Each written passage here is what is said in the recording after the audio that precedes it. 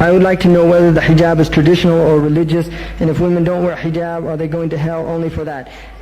To not wear the hijab, nobody can say anybody's going to hell. Nobody can say that. The hijab is shar'i. There's no doubt about that. It's not traditional. There are traditional forms of the hijab, which is a different matter. But the hijab itself, the covering, wearing the jilbab, it's part of our deen. And women that, if they're not doing it, they should just recognize that they're in a state of ma'siyah, like many things. For all of us are in a state of ma'siyah. We left jihad. We don't give our money for this deen. We don't do a lot of things that we should be doing. The ummah right now, we're all in a state of ma'siyah. And the woman taking off the hijab is only a symptom of a much deeper disease.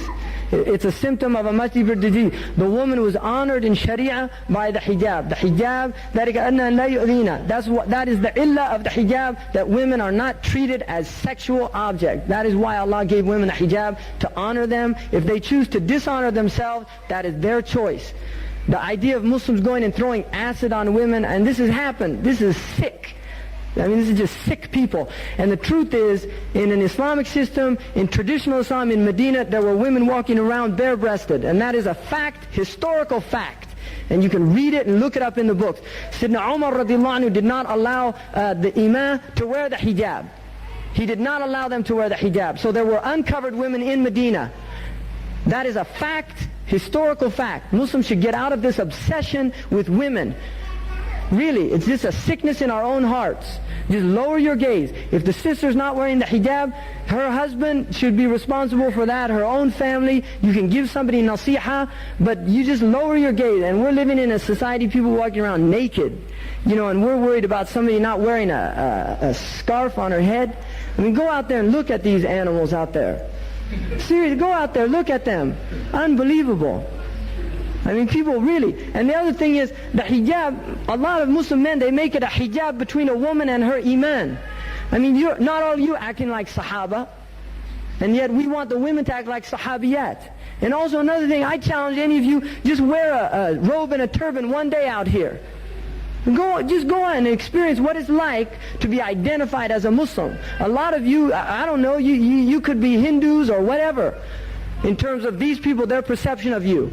But when you wear something that identifies you as a Muslim, that itself is putting yourself in their face. And for women it's a lot harder, because they have a stereotype that they're stupid, they're backward, they're ignorant, and that's the message that they're being given. They get stares, they get laughed at. Go out and experience that. You see, put your turban on, put your robe on, and go out and drive on the subway, get on the tube, and do those things, and just get the feel of what it's like for people to stare and look at you and do those things. We should have more compassion for our sisters.